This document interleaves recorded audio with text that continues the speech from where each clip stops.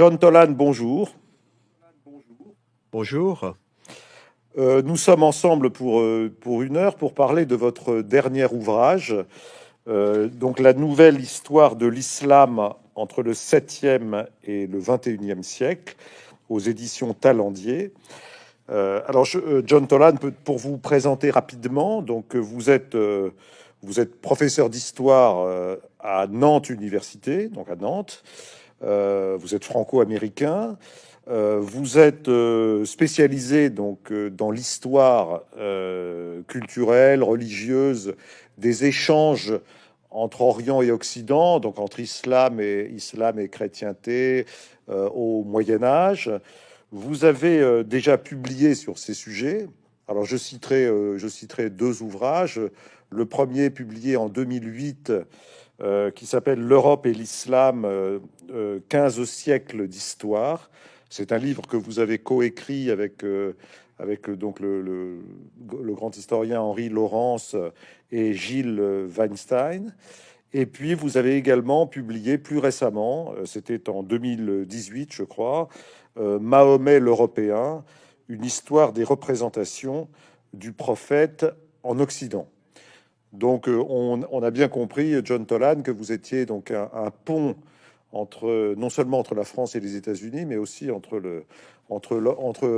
l'Orient et l'Occident, à travers donc cette histoire de l'islam, l'histoire de cette grande religion née donc au 7e siècle dans l'actuelle Arabie Saoudite et qui a conquis une grande partie du monde jusqu'à devenir une des religions de l'Occident et notamment de la France. Voilà. Alors aujourd'hui, donc, vous publiez cette nouvelle histoire de l'islam. Ma première question, John Tolan, ça serait de vous demander pourquoi vous avez eu l'envie de tracer cette grande fresque historique de l'islam en partant des débuts et en allant donc jusqu'à nos jours. C'est très ambitieux, hein, donc de le faire en 300 ou 400 pages. Et quel était un peu l'objectif que vous poursuiviez dans votre parcours de connaissances? Alors, j'ai estimé que c'était l'heure de faire une nouvelle histoire de l'islam parce qu'il y a, notamment ces 30 ou 40 dernières années, il y a beaucoup de recherches qui ont été faites sur les débuts de l'islam, donc sur le Coran, sur la formation de la communauté musulmane dans les premiers siècles de l'histoire de l'islam. Ce sont des ouvrages d'historiens, des critiques religieux, des théologiens, des experts du Coran et d'autres textes qui sont peu connus du grand public. Et donc, je pensais que c'était le moment de faire une nouvelle synthèse qui intègre ces connaissances. Bon, vous n'êtes pas théologien, hein, mais par contre, vous êtes historien. Vous n'êtes pas musulman vous-même, mais vous êtes un observateur. Est-ce que vous êtes est-ce que vous vous considérez à la bonne distance pour parler de cette histoire-là? Et comment d'ailleurs êtes-vous arrivé donc à cet intérêt pour l'histoire de l'islam et pour le personnage de Mahomet, et pour ces échanges entre Orient et Occident? Quel a été votre parcours rapidement?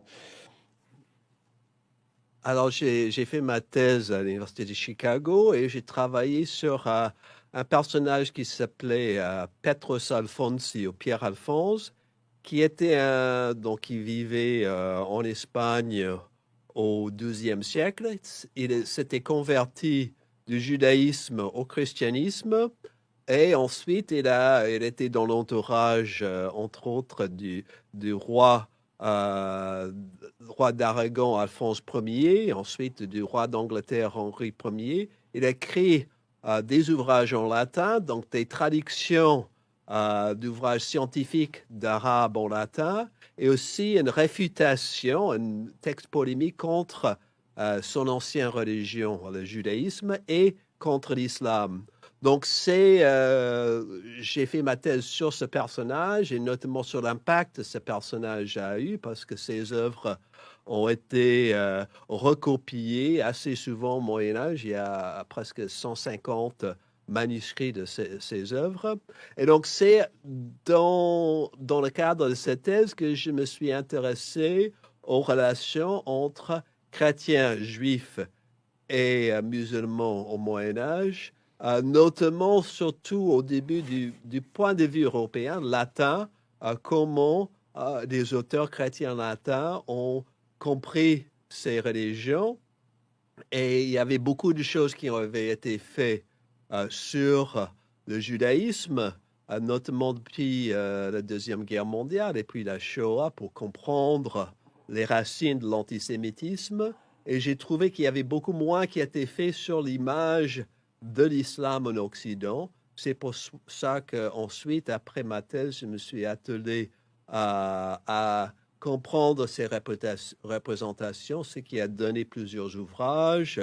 Effectivement, un livre qui s'appelle Les Sarrasins sur l'image des musulmans dans les textes de l'Occident latin au Moyen Âge. Ensuite, un ouvrage sur, effectivement, que j'ai appelé Mahomet l'Européen, sur l'image, les images du prophète dans les textes européens depuis le Moyen Âge jusqu'à nos jours. Et c'est là, en étudiant l'histoire de l'islam, et là j'ai un projet de recherche actuellement que je porte avec trois collègues de Madrid, Naples et Copenhague, qui s'appelle, donc financé par l'Europe, qui s'appelle le European Quran, le Coran en Europe, sur l'impact du texte coranique sur la culture européenne, à la fois les traductions du Coran, les études du Coran, mais aussi l'utilisation du Coran dans la culture européenne de manière parfois assez surprenante. J'avais écrit un article dans Le Monde l'année dernière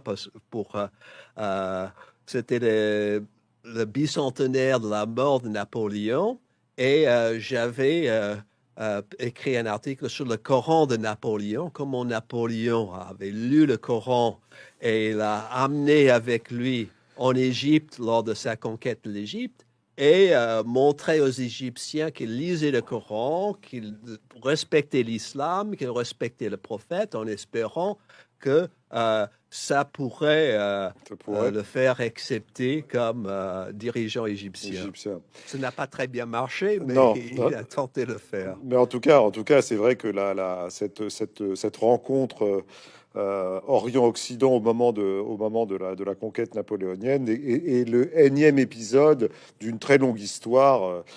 Et alors précisément, je voudrais revenir à l'origine, puisque vous commencez votre livre avec la naissance de l'islam à travers le parcours. Vous avez un chapitre sur la biographie de Mahomet, hein, donc à la Mecque, et puis ensuite avec son départ pour Médine, les révélations du Dieu Tout-Puissant, donc qu'il va retranscrire. Donc une histoire qui est connue, mais qui néanmoins doit être rappelée d'emblée. Alors peut-être ma première question, c'est de vous demander pourquoi il est si important finalement de montrer que l'islam n'est pas né, comment dirais-je, ex nihilo, mais qu'il s'est constitué dans un univers qui, à l'époque, était dominé par l'hellénisme, le judaïsme, le christianisme, et que donc l'islam est une religion qui donc va sinon emprunter, ou en tout cas naître et croître au contact de ces courants de pensée, de ces courants religieux. Est-ce que c'est très important de marquer cela dès le début? Oui, bien sûr, parce que chaque religion naît et se développe dans un contexte culturel. C'est vrai pour le christianisme au sein d'un empire romain fortement marqué par la tradition hellénistique et évidemment le christianisme né dans un contexte judaïque aussi. C'est des vrais polyslames aussi. Quand on regarde le Coran, quand on regarde... Alors, le Coran est vraiment le premier texte chronologiquement qui nous permet de connaître les débuts de l'islam. C'est, comme vous avez dit, on a, pour comprendre la biographie du prophète Mohammed, c'est très difficile parce que il n'y a pas de source contemporaine. La source la plus proche chronologiquement de la vie de Mohammed, c'est effectivement le Coran, mais le Coran nous dit peu du prophète. Il parle de lui, il y a quelques référence à sa vie, à les événements de sa vie, mais c'est pas du tout un texte comme les évangiles. Les évangiles, on a 4 évangiles qui racontent la vie de Jésus. Alors pour Mohammed, c'est pas le cas, d'où certains spécialistes comme Jacqueline Chabi qui parlent de l'impossible biographie de Mohammed. Alors, la plupart des biographies qu'on a de lui sont des textes plus tardifs, notamment écrits au 9e siècle, à l'époque abbasside, donc grosso modo 2 siècles après la mort du prophète. Et on sait que c'est... Alors, il y a à la fois les fameuses hadiths ou traditions prophétiques qui sont censés être les dires et les faits du prophète et des personnes de son entourage, qui étaient transmis oralement pendant 2 siècles environ, ensuite mis par écrit par une série d'érudits à l'époque abbasside. Mais alors, Et donc, comment savoir la fiabilité de ces sources? Déjà, les érudits du 9e siècle ont reconnu la difficulté. Ils ont essayé de se baser sur des voies de transmission orale fiables, des témoins fiables, mais ils se rendaient compte eux-mêmes qu'évidemment, ce n'est pas forcément facile de séparer une tradition, de distinguer entre une tradition véritable et une invention plus tardive. on sait que l'islam se caractérise par l'existence de très nombreuses écoles, de très nombreuses, je dirais, traditions, de très nombreuses, j'allais dire chapelles, si je peux utiliser ce mot, donc qui portent des noms très variés. Voilà, donc les Hanbalites, les Malékites, les Chaféites, etc., etc. Donc il y a toute une gamme d'écoles. Donc est-ce qu'il s'agit d'autant d'interprétations du Coran et est-ce qu'il n'y a pas précisément à la racine même de l'islam peut-être une difficulté qui est précisément de fixer la source, de fixer la référence, ce qui laisserait se développer toutes sortes d'interprétations parfois divergentes qui rendraient le message de l'islam plus difficile à percevoir. Alors, il y a effectivement ces différents madhab ou écoles juridiques. Il y a 4 écoles principales dans le sunnisme. Il y en avait d'autres à d'autres époques. Il y a aussi, bien entendu, le chiisme avec différentes écoles également. Et donc, effectivement, les différences, c'est pas uniquement sur l'interprétation du Coran, il y a aussi, même au sein de ces écoles juridiques, il y a différentes tendances. On peut parler souvent de tension entre un islam mystique, le soufisme, qui là aussi a des multiples courants, et des visions plus rigoristes de l'islam, plus juridiques. C'est un conflit qu'on trouve aujourd'hui, mais qu'on trouve quasiment à toutes les époques, dans tous les lieux de l'islam. C'est parfois tension, mais parfois mélange, parce que certains des grands juristes étaient aussi des soufis. Donc une grande diversité, en tout cas, donc dès l'origine, avec ce fameux schisme du départ entre les sunnites et les chiites, donc qui est un schisme, je dirais, qui est une querelle de succession. Hein, nous sommes d'accord. Hein, c'est une querelle de succession qui va devenir ensuite une querelle théologique, mais de façon progressive. Oui, tout à fait. Ça commence par une querelle de succession. Il y a donc la partie d'Ali, les chiites. Donc Ali qui était cousin et gendre de Mohammed. Certains de ses proches auraient voulu euh, penser que Ali était le successeur naturel de Mohammed, mais on a choisi Abu Bakr, un des beaux-pères de Mohammed, pour le succéder.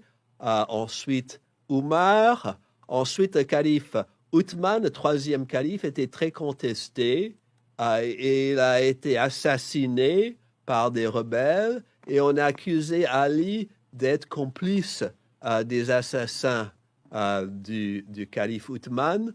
Ce qui a provoqué une guerre civile, fitna on dit en arabe, entre la famille Umayyad, le clan Umayyad, et les partisans d'Ali. Donc ça, c'est cette première fitna qui va aboutir sur la victoire des Umayyads, l'installation de la dynastie Umayyad. Ensuite, en 680, il y a un autre, lors de la succession de calife Yazid, calife Umayyad.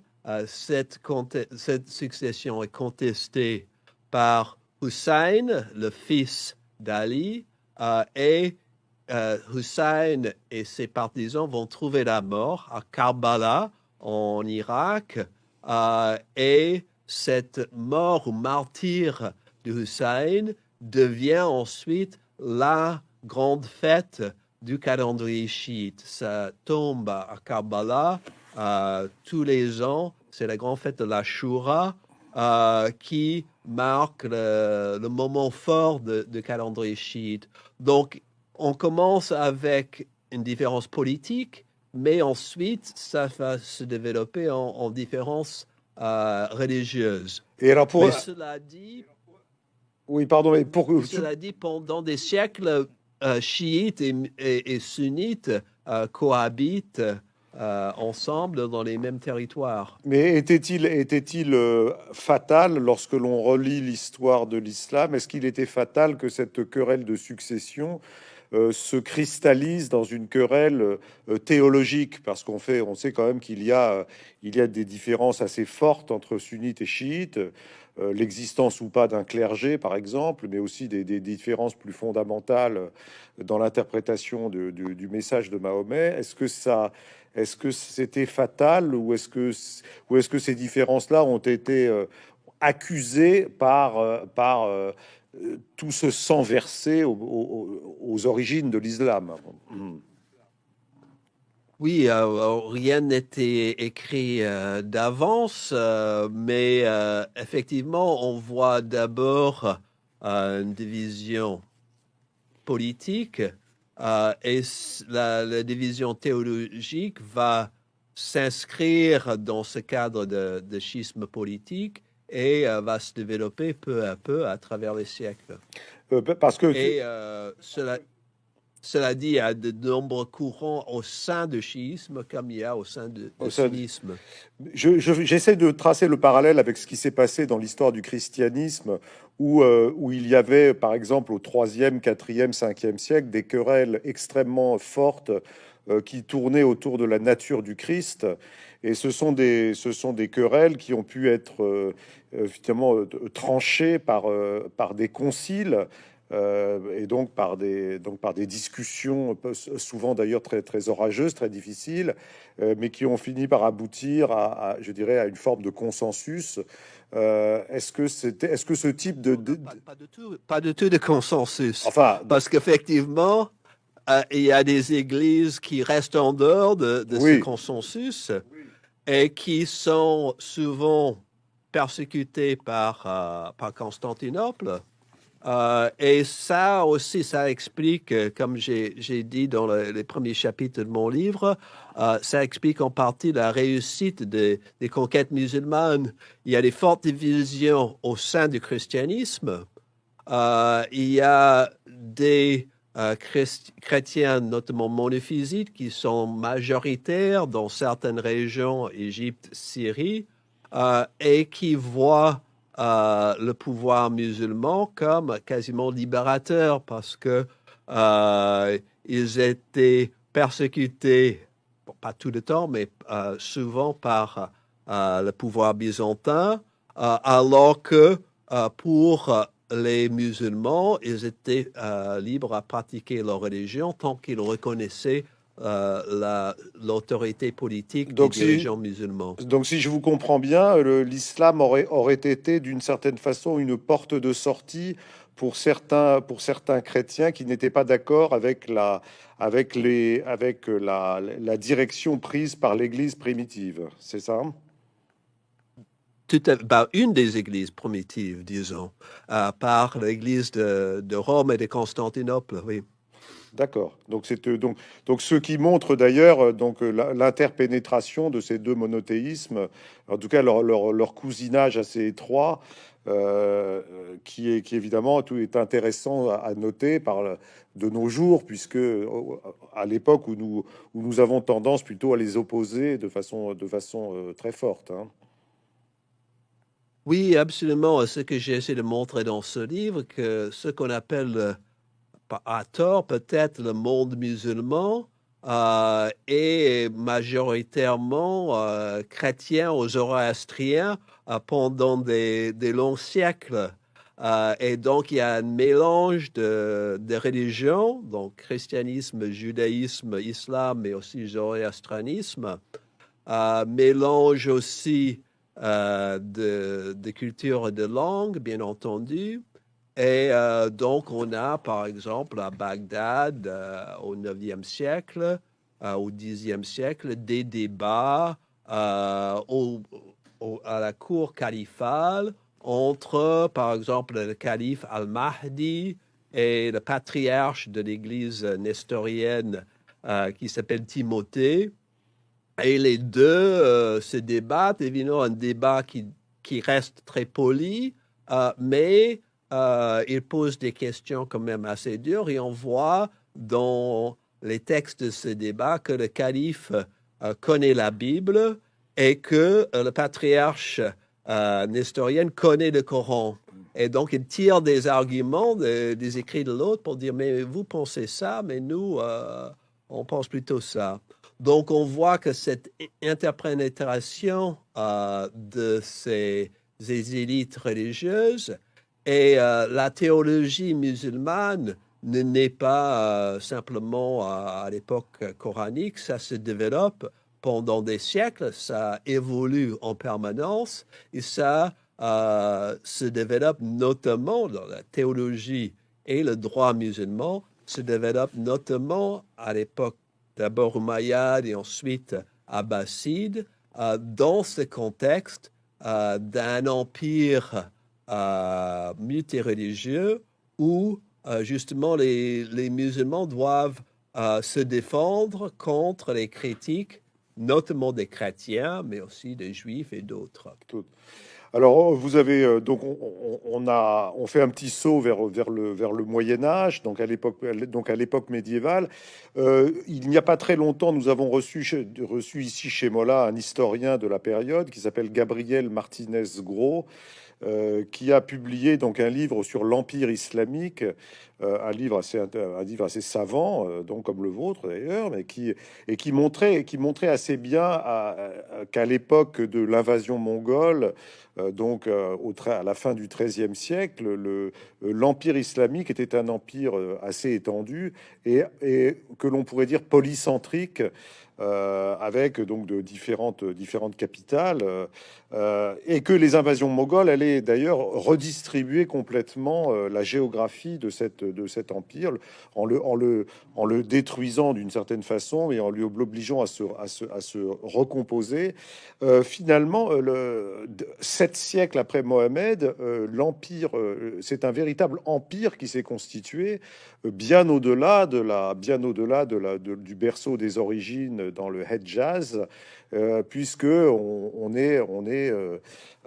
couvre déjà l'ensemble du Maghreb, la Turquie actuelle, le Moyen-Orient au sens large, et puis peut-être déjà avec des incursions beaucoup plus lointaines.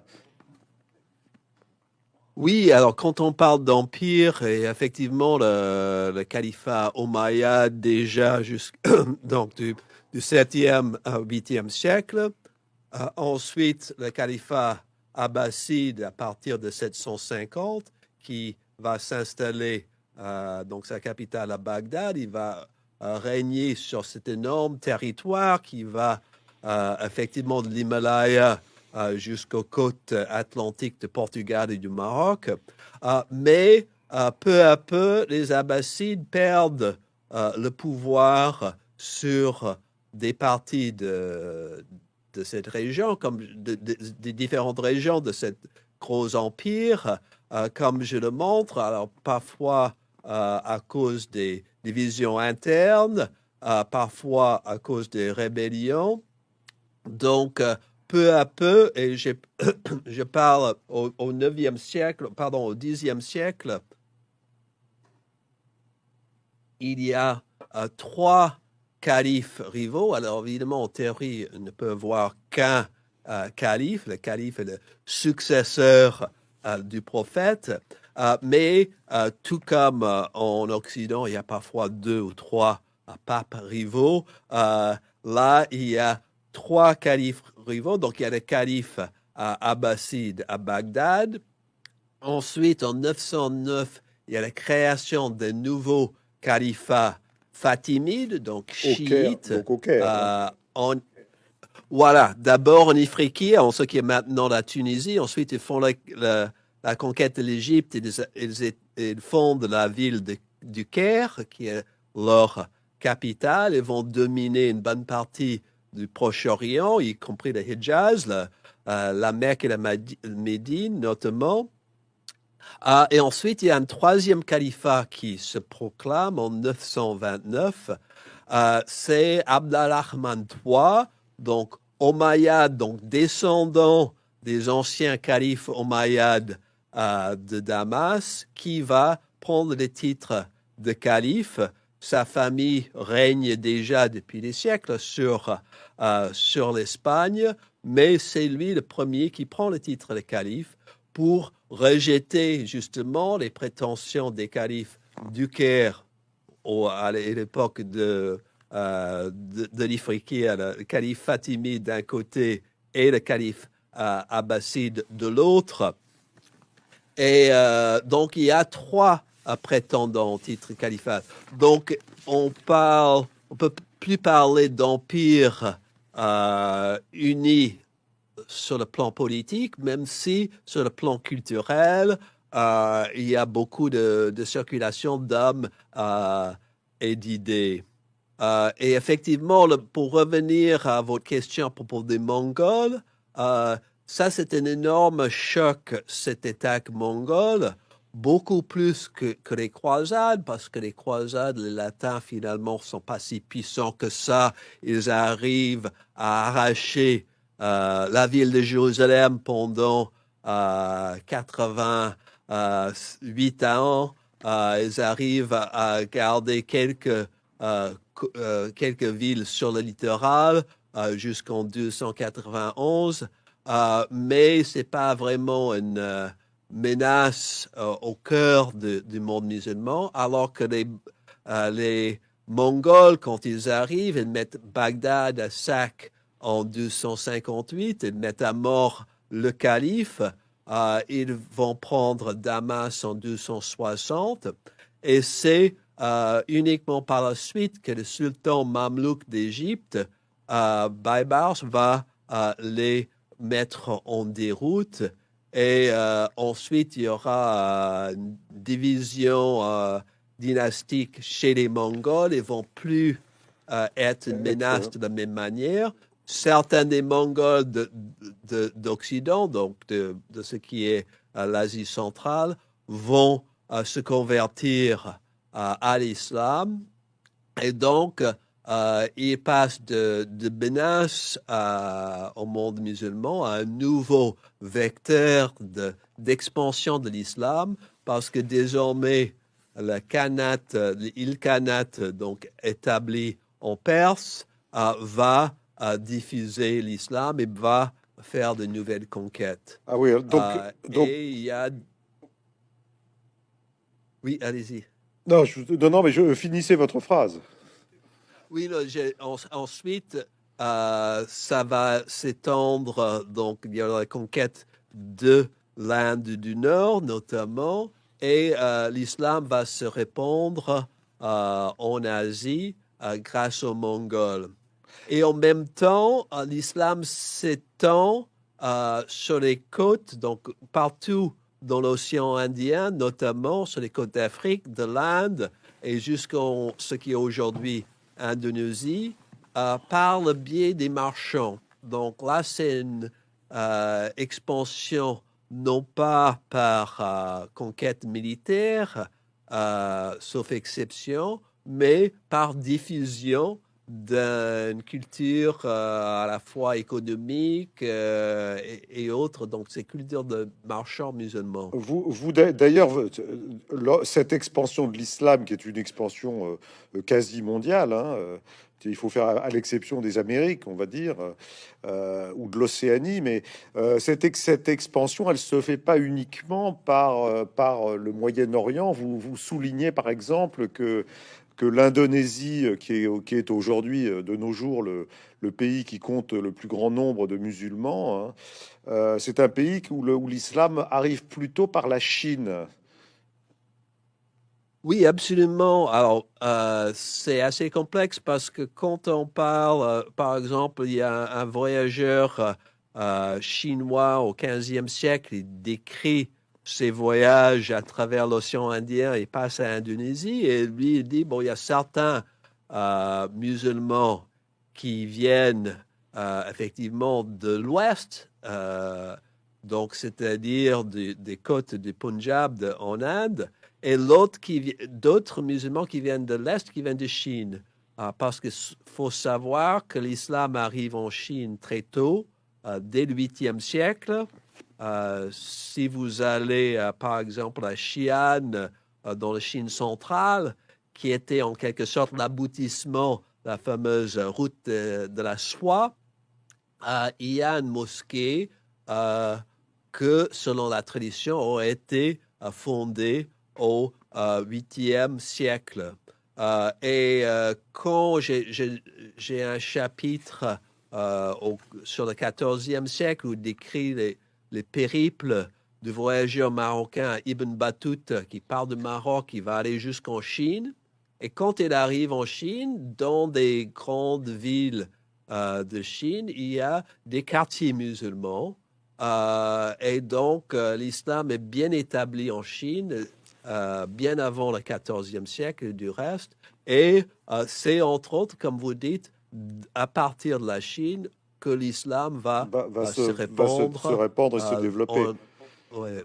Alors, vous avez cité le nom de Ibn Battuta. Je voulais vous en parler parce que vous avez effectivement écrit un chapitre sur ce personnage qui était un jeune homme né au début du XIVe siècle, donc du côté de Fès, je crois, au Maroc. Tanger. Tanger, pardon, à Tanger, et qui est en fait très jeune, donc c'est un jeune homme pieux qui décide de faire le pèlerinage de la Mecque. Alors donc à l'époque, évidemment, partir à la Mecque, c'est toute une histoire, puisqu'il n'y a pas de, il y a pas de, il y a pas de chemin de fer, il n'y a pas d'avion, il n'y a pas de bateau sûr, donc il faut partir à pied ou en caravane. Le voyage est assez risqué.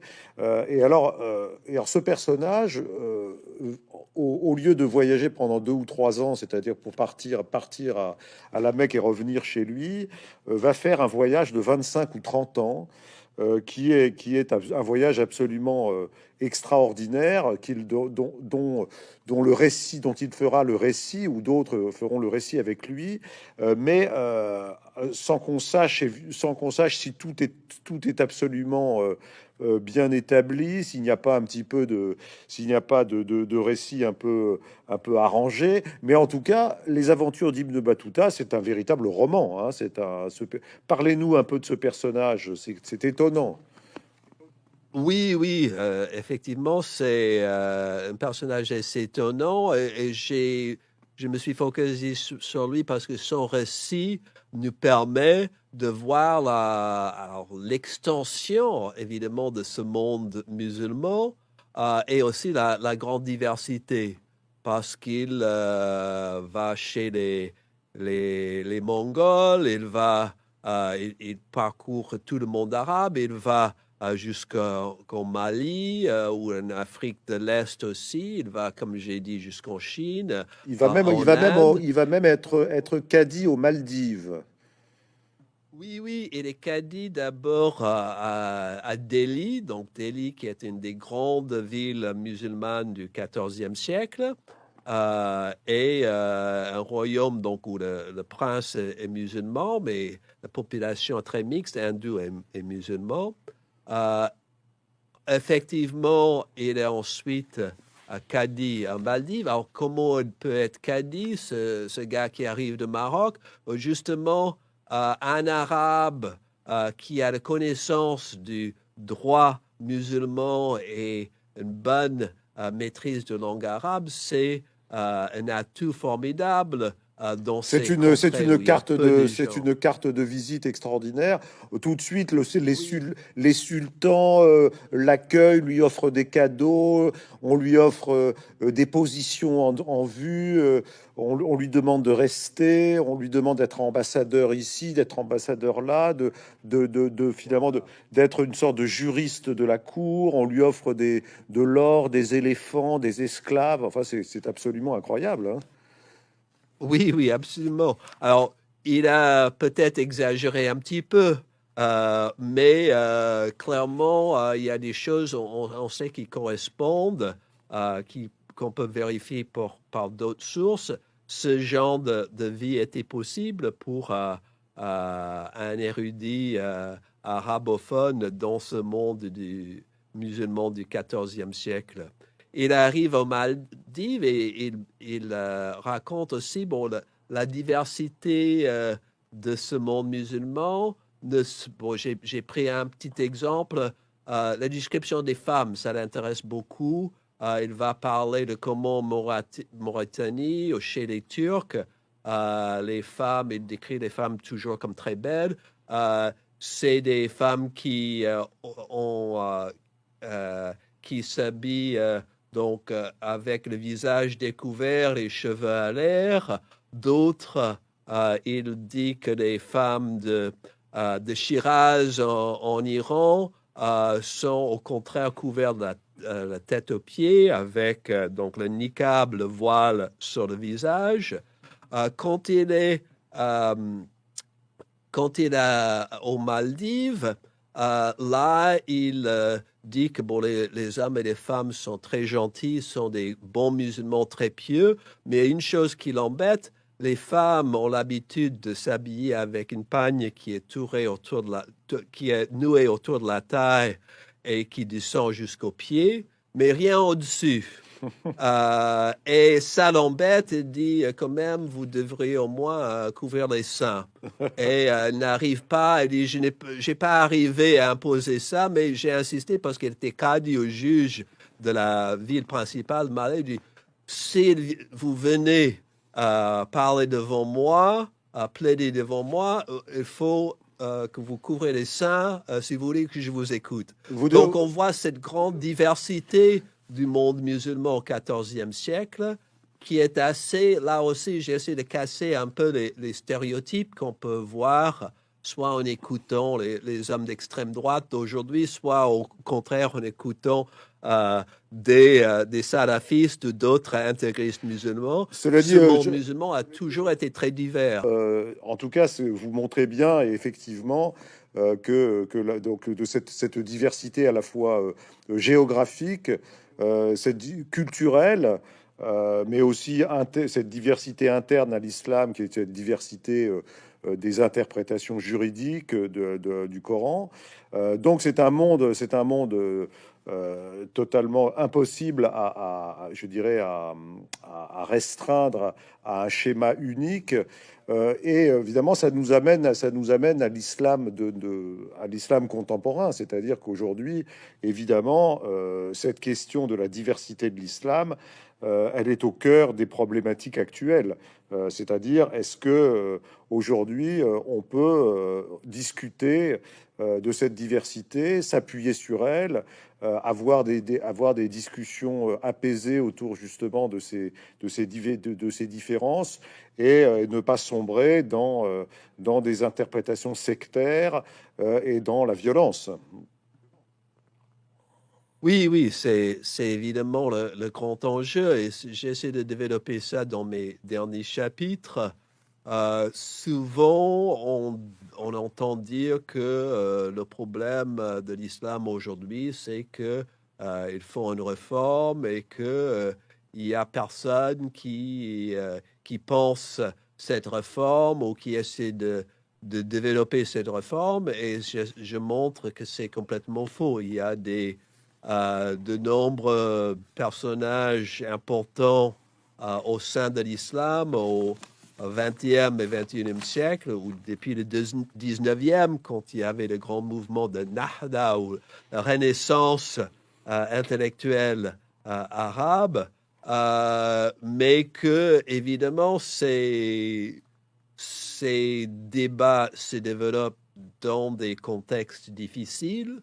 D'abord, le contexte du colonialisme, évidemment, au XIXe siècle, ensuite décolonisation au XXe, et ensuite,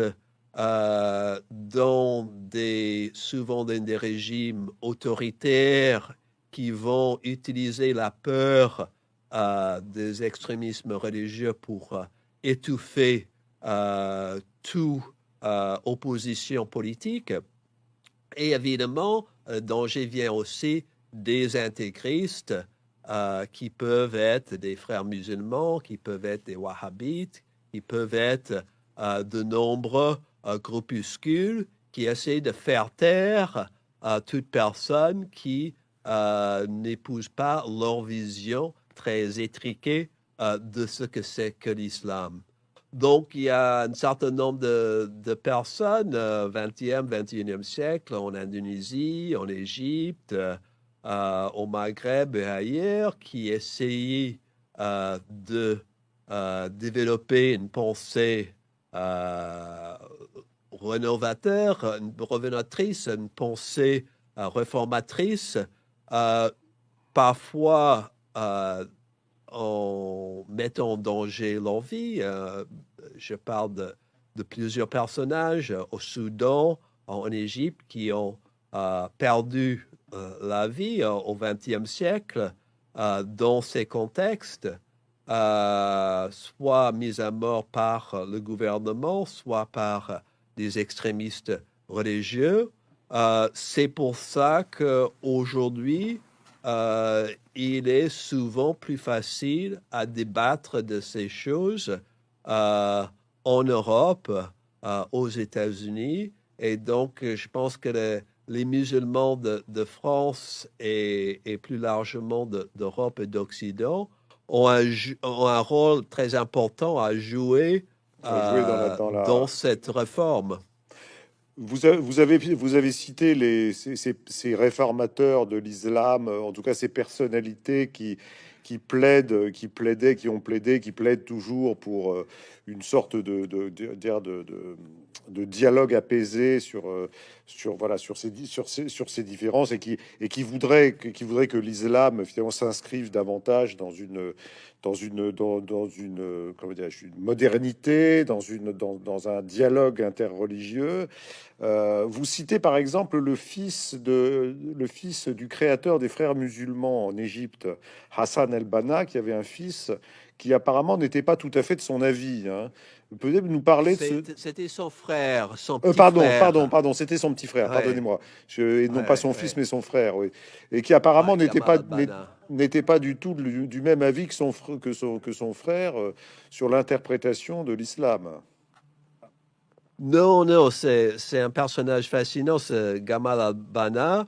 Alors, pour mettre ça dans le contexte, donc Hassan al-Banna, effectivement, c'était le fondateur des Frères musulmans, Donc en dans 1928, en un contexte, 1928, hein, donc au début du XXe siècle.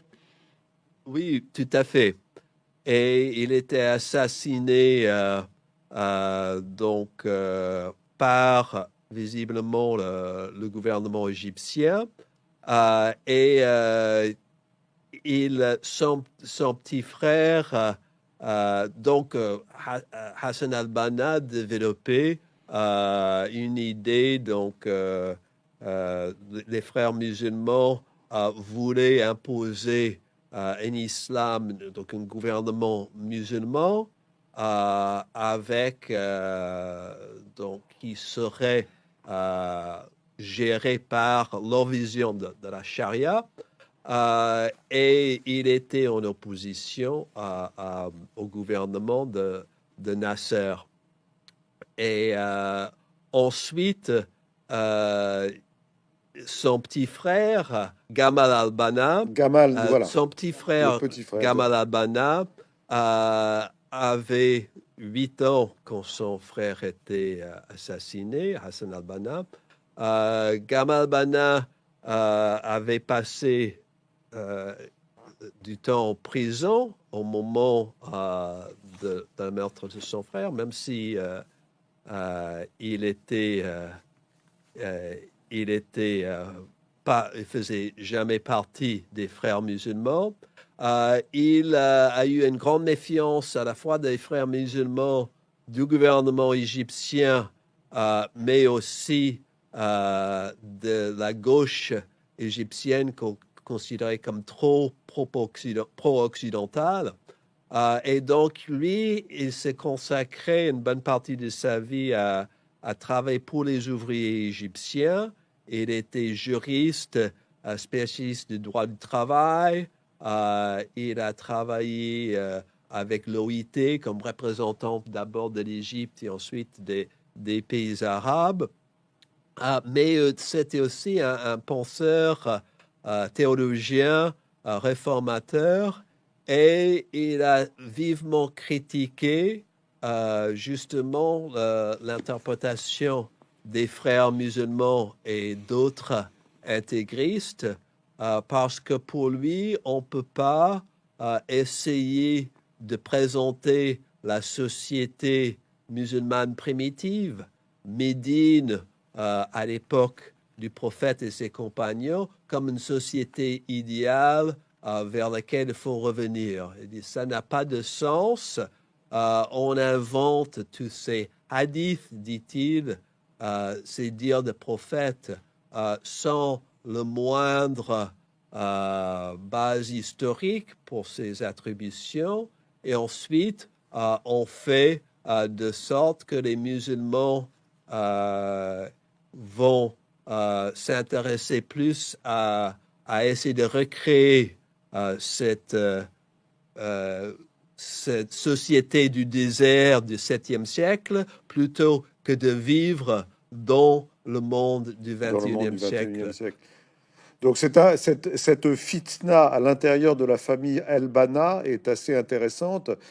Cette, cette divergence entre ces deux frères.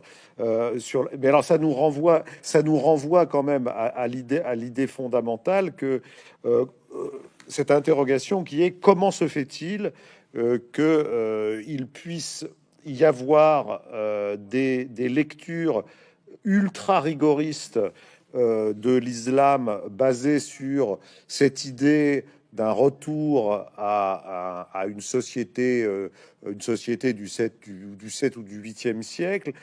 Comment ces gens-là parviennent-ils à comment dirais-je, à accréditer cette idée sur la base de quels textes, si ce n'est des textes qui finalement ne sont pas des textes coraniques, mais sont des textes complètement controuvés, créés de toutes pièces, comme des articles de foi, alors qu'au fond, il s'agit simplement de constructions purement humaines et d'interprétations souvent sectaires.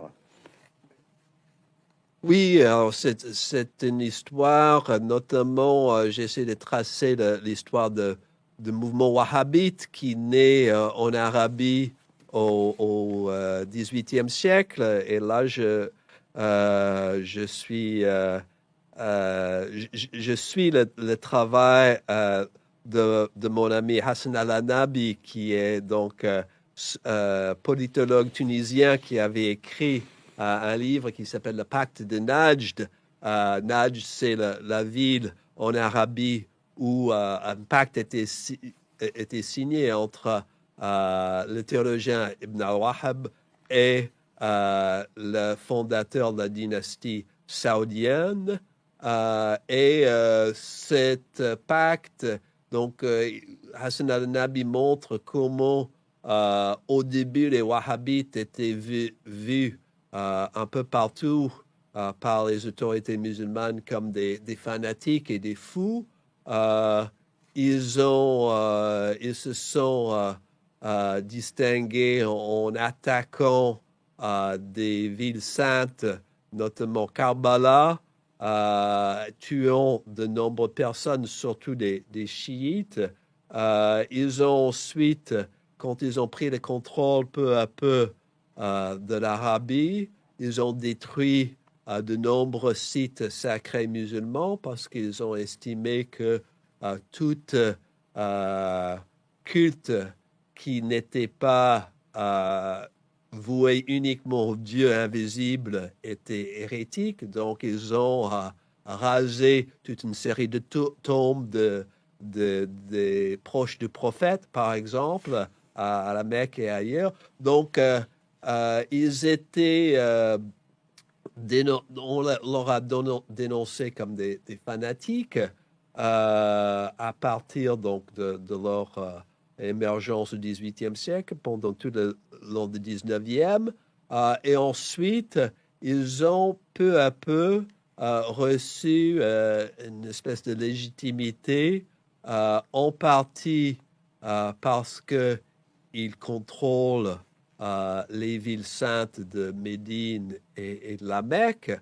Et donc, ça leur donne donc une force de propagande formidable parce qu'évidemment, tous les pèlerins qui viennent à la Mecque vont voir cette société saoudienne.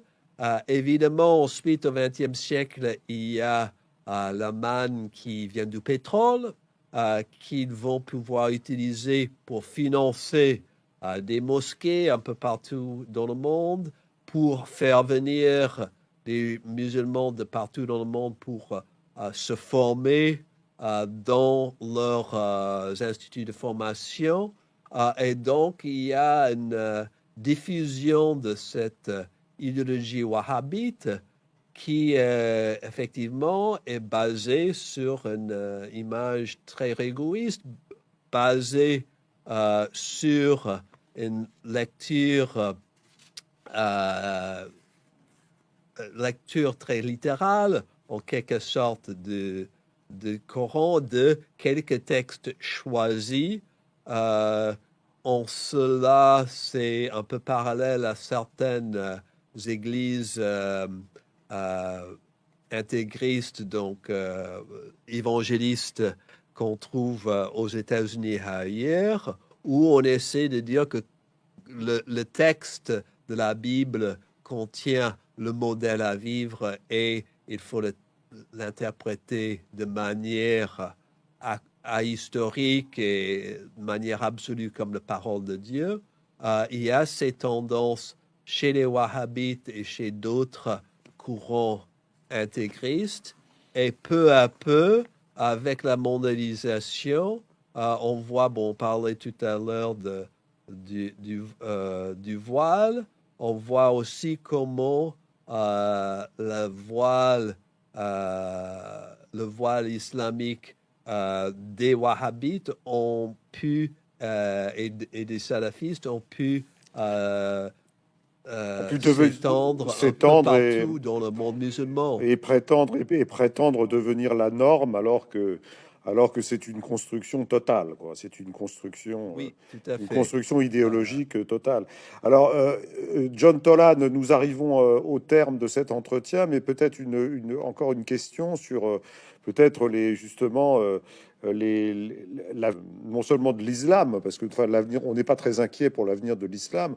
Par contre, on peut être parfois un petit peu inquiet de l'avenir du dialogue interreligieux et aussi d'une bonne acclimatation, je dirais, de l'islam et des musulmans dans un contexte occidental, notamment. C'est ce qui nous intéresse, nous. Alors, quelle est un peu votre analyse après ce grand parcours que vous avez fait depuis le 7e siècle jusqu'à nos jours sur l'histoire de l'islam? Comment est-ce que vous envisagez peut-être l'avenir? Est-ce que, par exemple, on peut espérer que les portes de l'ijtihad vont pouvoir se rouvrir, c'est-à-dire que je dirais les savants musulmans, les théologiens vont pouvoir réouvrir le champ des interprétations pour pouvoir, je dirais, permettre aux musulmans de mieux s'acclimater, de faire un peu le ménage aussi dans leur doctrine, et puis voilà, et puis de permettre à l'ensemble de cette communauté de vivre de façon plus pacifiée et également aux sociétés d'accueil de vivre mieux. Oui, alors ce sont des grands défis. Alors d'abord, dans le monde musulman, comme j'ai indiqué dans mon dernier chapitre, il y avait beaucoup d'espoir soulevé par les fameux printemps arabes à partir de 2011, espoirs qui ont été malheureusement largement douchés dans la plupart des pays et qui ont laissé donc la place à pas mal de figures autoritaires à réprimer l'expression des oppositions. Euh, En Occident, évidemment, bon, tout va dépendre du développement de, ces, de cette violence au nom de l'islam qui, pendant ces dernières décennies, a frappé surtout, bien entendu, des pays musulmans, mais aussi les États-Unis et l'Europe, y compris, bien entendu, la France. Donc, il y a des bonnes raisons d'inquiétude. Il y a aussi des raisons d'optimisme, et notamment quand je suis reçu dans des mosquées, dans des sociétés, pardon, des associations musulmanes pour parler de mon travail. Je vois qu'il y a un grand intérêt, une grande réflexion en cours, des débats qui sont en cours dont la plupart des Français ne sont pas au courant parce que c'est pas ça qui fait la une de nos journaux, mais on voit une société musulmane en France et dans d'autres pays européens où il y a beaucoup là aussi, de diversité, des débats, des discussions intéressantes. On voit ça aussi dans des pays musulmans, même si dans la plupart de ces pays, c'est politiquement plus difficile de s'exprimer de manière ouverte. Bon, on voit un débat notamment dans des pays comme le Liban, la Tunisie. Dans d'autres pays, c'est plus difficile. Donc, je reste relativement optimiste que on peut euh, assister dans ces décennies qui viennent à une ouverture de débat, à un avancement et peut-être à réduire la place ou de la violence faite au nom de l'islam.